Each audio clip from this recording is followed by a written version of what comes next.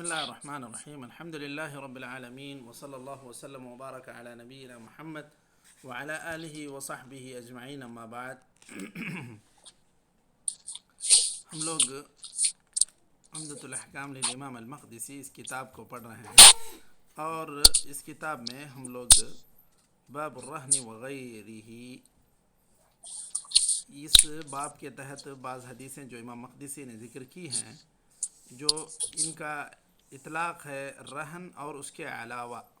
تو الرہن وغیرہ یا وغیرہ، یہ غیر میں انہوں نے بہت ساری چیزوں کو ذکر کیا، ہبہ کو ذکر کیا، وقف کو ذکر کیا، اور صدقے کو ذکر کیا، مختلف چیزوں کا ذکر کیا.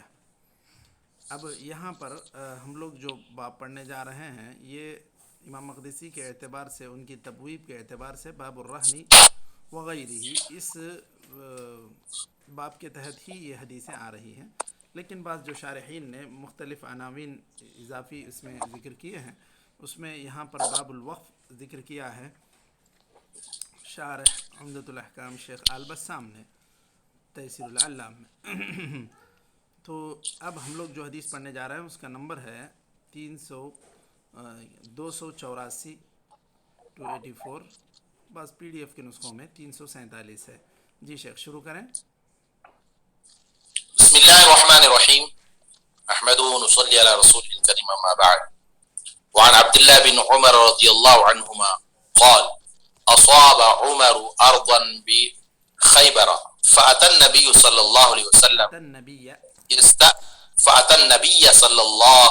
وسلم يستأمره فيها فقال يا رسول الله إني أصبت أرضا بخيبر لم أصب مالا قط هو أنفس عندي منه فما تأمرني به؟ قال إن شئت حبست أصلها وتصدقت بها. قال فتصدق بها عمر غير أنه لا يباع أصلها ولا يورث ولا يوهب. قال فتصدق بها عمر في الفقراء وفي القربى وفي الرقاب وفي سبيل الله وابن السبيل والضيف لا جناح على من وليها أن يأكل منها بالمعروف أو يطعم صديقا غير متمول فيه. وعن عمر رضی اللہ عنہ قال: آپ کے پاس وفی حملت لفظ غیر متأثل نہیں ہے؟ ہاں جی وفی لفظ غیر متأثل. ایوہ. جی. وعن عمر رضی اللہ عنہ قال: حملت على فرس في سبيل الله فأضاعه الذي كان عنده فأردت أن أشتريه وظننت أنه يبيعه برخص فسألت النبي صلى الله عليه وسلم فقال لا تشتريه ولا تعد في صدقتك وإن أعطاكه بدرهم وإن أعطاكه بدرهم فإن العائد في هبته كالعائد في قيئه. وفي لفظ فإن الذي يعود في صدقته كالكلب يقيع ثم يعود في قيعه. وعن ابن عباس رضي الله عنهما أن رسول الله صلى الله عليه وسلم قال: العائد في هبته كالعائد في قيعه. بس يا شيخ کافی. هذا صدق رسول الله. بسم اللہ الرحمن الرحیم. الحمد للہ رب العالمین، وصلی اللہ وسلم وبارک علی نبینا محمد وعلی آلہ وصحبہ اجمعین. اما بعد، ہم لوگ یہاں پر امام مقدسی کی کتاب عمدۃ الاحکام میں جو باب الرہن وغیرہ، اس باب کے تحت جو باتیں پڑھ رہے ہیں، اس میں بہت ساری چیزیں وقف سے متعلق ہیں، ہبہ سے متعلق ہیں، اور بھی بعض دیگر شفاء وغیرہ سے متعلق تھیں.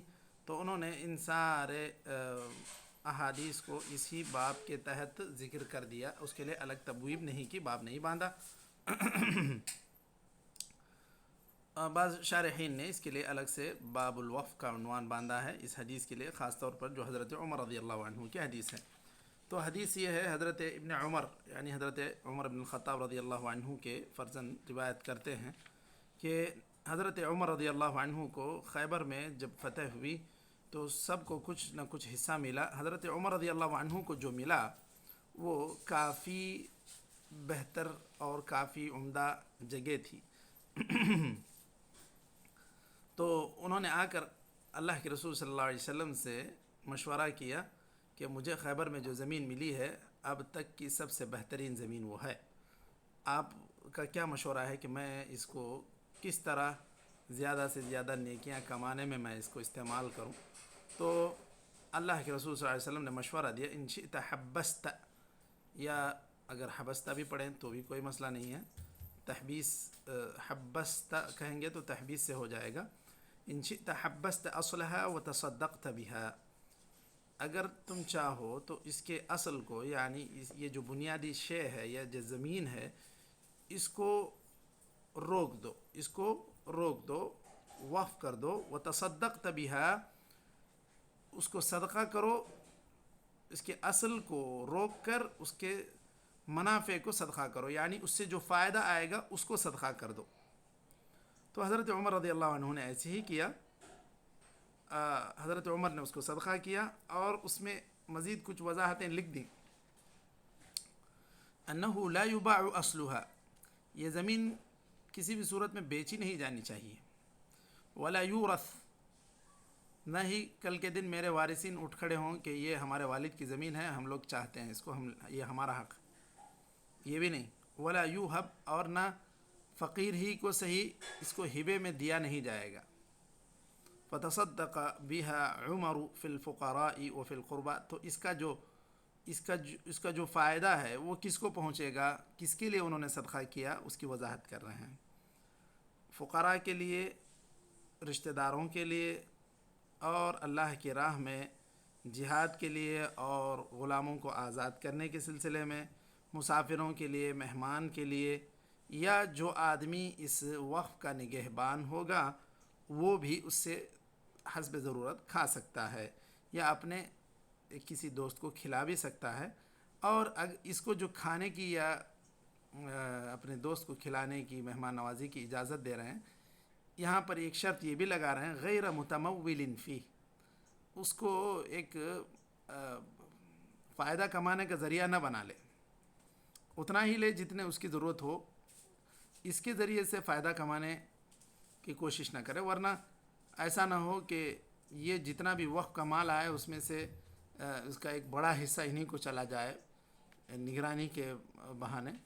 تو یہ کچھ قیود حضرت عمر بن خطاب رضی اللہ عنہ نے لگائی۔ خیبر کی یہ جو زمین ہے مدینے سے 160 کلومیٹر دور ہے۔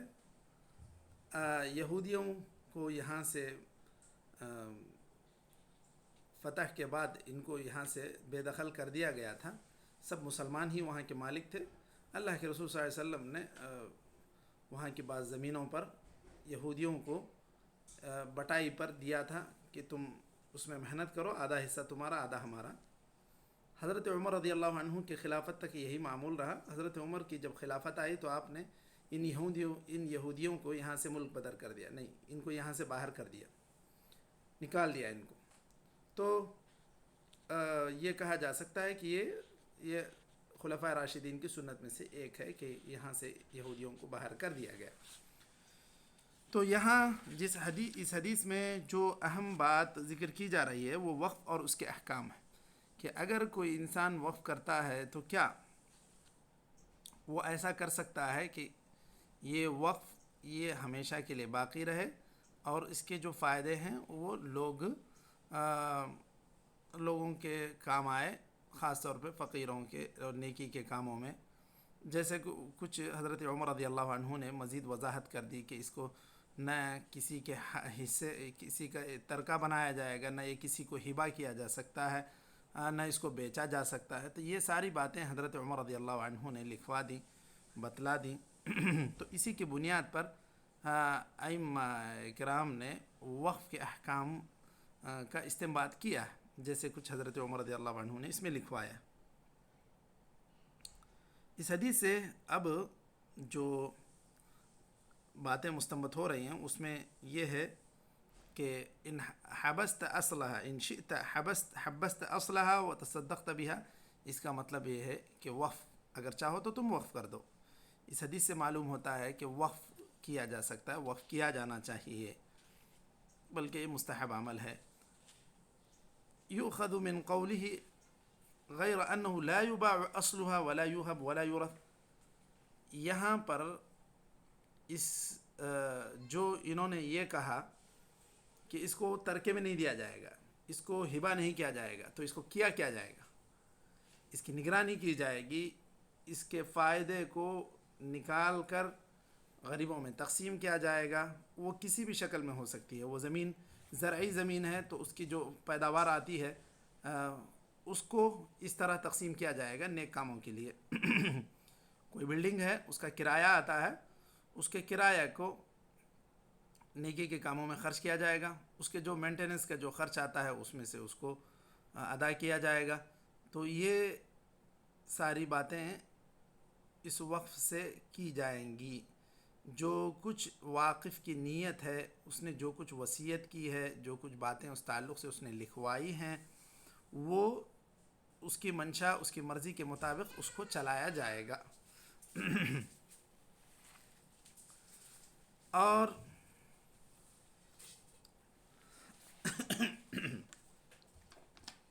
ایک منٹ،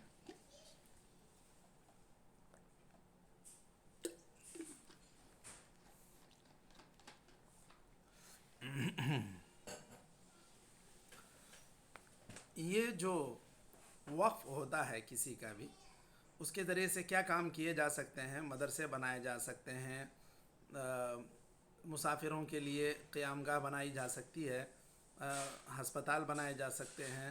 جو کچھ اس نے وصیت کی ہو یا نیک کام کے لیے مطلق اس نے لکھا ہو، کوئی بھی ایک خاص بات کے لیے اس نے اگر وصیت کی ہے کہ خاص مسافروں کا اس میں خیال کیا جائے، مریضوں کا خیال کیا جائے، تو واقف کی جو نیت تھی وہ اس اعتبار سے اس کو دیکھا جائے گا، اس کے حساب سے اس کو اس پر تصرف کیا جائے گا اس مال میں۔ تو یہ کچھ باتیں ہیں وقف سے متعلق۔ اس میں اور بھی مزید یہ باتیں بھی اس حدیث سے مستنبط ہوتی ہیں کہ جو بھی آدمی مستشار ہو وہ بہترین مشورہ دے اس کی نیکی کے لیے۔ جس طرح آپ صلی اللہ علیہ وسلم نے اب حضرت عمر کو مشورہ دیا، اگر یہ کام اس کے بجائے ایسا ہوتا تھا کہ صدقہ کر دیتے ایک ہی مرتبہ میں، یا اس کو بیچ کے اس کے پیسے تقسیم کر دیتے، تو یہ فائدہ مستمر نہیں رہتا جس طرح وقف کا فائدہ ہمیشہ ہمیشہ رہے گا، آخرت تک بھی، آخرت میں بھی اس کو اس کا نفع پہنچے گا، کیونکہ یہاں اس کے وصیت کے مطابق کام ہو رہا ہے، اس کی وقف کی زمین ہے۔ تو یہ سب سے بہترین مشورہ تھا جو آپ صلی اللہ علیہ وسلم نے انہیں دیا۔ تو یہ اس طرح وقف کرنا یہ بڑا فضیلت والا کام ہے، اور نبی کریم صلی اللہ علیہ وسلم نے انہیں اسی لیے بہترین مشورہ دیا تھا۔ اچھا، یہاں پر کچھ ایک اختلاف، فقہی اختلاف یہ بھی رہا ہے کہ اس طرح وقف کو کیا بیچا جا سکتا ہے یا نہیں۔ تو جمہور کی رائے یہی ہے کہ یہ وقف جو ہوتی ہے، خواہ مسجد کی جگہ ہو یا کوئی اور نیک کام کے لیے وقف کیا گیا ہو، تو یہ چیزیں بیچی نہیں جا سکتی، اس کو خرید و فروخت کرنے کی وہ چیز نہیں ہے۔ اچھا، لیکن امام ابو حنیفہ رحمۃ اللہ علیہ کی ایک شاذ رائے یہ ہے کہ وہ اس بات کو مانتے ہیں کہ اس کو بھی بیچا جا سکتا ہے، اور اسی طرح ان کا یہ بھی ماننا ہے کہ جو آدمی وقف کیا ہے وہ اپنے وقف سے رجوع بھی کر سکتا ہے، جبکہ اس کے لیے کوئی نص سے دلیل نہیں ہے جو امام ابو حنیفہ نے رائے اختیار کی۔ ہاں، ایک رائے اور ہے جو متوسط ہے امام احمد بن حنبل رحمہ اللہ کی، وہ یہ کہتے ہیں کہ اگر وقف کسی ایسی جگہ ہو جو بیکار ہو گئی، اب مثلا کبھی آبادی تھی، وہاں پر اس جگہ کا فائدہ لوگوں کو ہوتا تھا، مسافر ٹھہرتے تھے یا کوئی اور بات تھی. اب اچانک ایسا ہوا کہ وہاں سے آبادی چھٹ گئی، آبادی نہیں رہی. اب اگر اس کی حالت، وقف کی حالت اس حد کو پہنچ گئی کہ اس کا کوئی فائدہ صحیح سے نہیں ہو رہا ہے، تو ایسی صورت میں کیا اس کو بدلا جا سکتا ہے یا نہیں؟ کسی دوسری جگہ، یہ اس جگہ کو بیچ کر اس پیسوں سے کسی اور جگہ کو خرید کر جہاں پر لوگوں کو فائدہ ہو سکے وہاں پر اس کو لگایا جا سکتا ہے یا نہیں؟ یہ اس تعلق سے امام احمد نے ایک رائے یہ بھی اختیار کی ہے کہ اس طرح کرنا جائز ہے. اگر وقف کا صحیح فائدہ وہاں پر نہیں ہو رہا ہے تو اس کو بدلا جا سکتا ہے. انہوں نے یہ نہیں کہا کہ بیچا جانا کا مطلب ہے کہ اگر آپ بیچ دیں گے تو پھر وہ اس کو کسی نیک کام میں پیسے خرچ کر دیے، کام بات ختم ہو گئی.